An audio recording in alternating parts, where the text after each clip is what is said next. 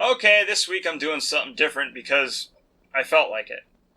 This entire video is going to be done in voiceovers just to see how it ends up. This is the original intro I filmed for this week. I got a haircut, I'm still not sure how I feel about it if I'm honest, but hopefully this intro ends so I can show you the project. I'm still talking in this intro. Really? What could I possibly be saying? This is boring, let's skip the rest of this. There we are. Now we're into the project. This is some footage I took of me working on the new background for the game.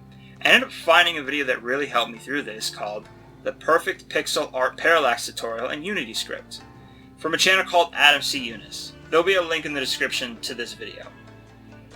The game's being made in Godot, so I didn't need the Unity script part.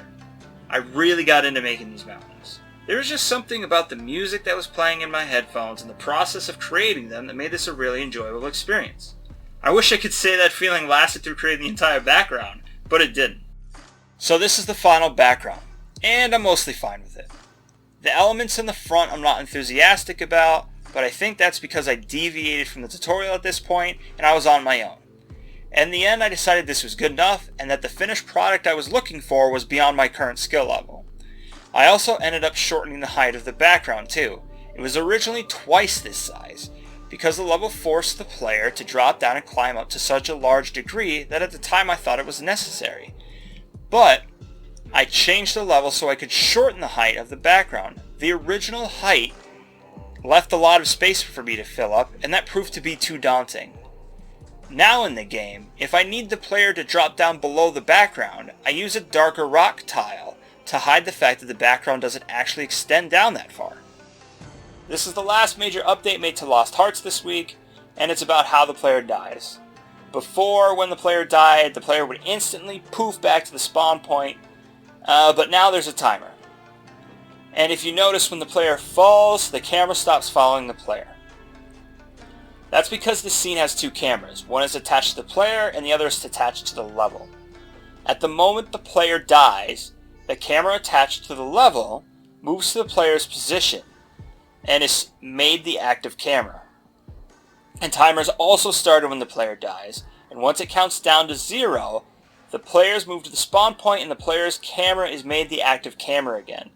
This works great if players die from falling in a pit. But not so much when they die from interacting with other objects, I'll tell you that. I have an idea about why this has happened, and I think the simplest solution to this is when the player dies to disable their collision. This is so that way the level's death function only gets called once. I would have fixed it for this video, but I simply ran out of time. So here's the original outro I filmed for this. It's me blabbering on about I have no idea. But I want to take this moment to talk to you about two things I learned this week. 1. When designing a level, I need to give greater consideration as to what type of environment the level takes place in. Had I thought about this earlier, I think I would have had a clearer picture about how I wanted the level to look. 2. It's okay for things not to be perfect. I'm still new to game development. I need to remember what I want and what I can do at my current skill level aren't always going to be the same thing. It's everybody's favorite part of one of my YouTube videos. It's the ending.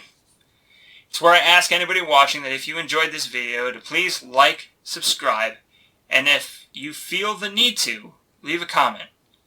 As always, enjoy your day or night whenever you're watching this, and have a good one. But the only thing in life that has meaning are the things you gotta work for, believe me.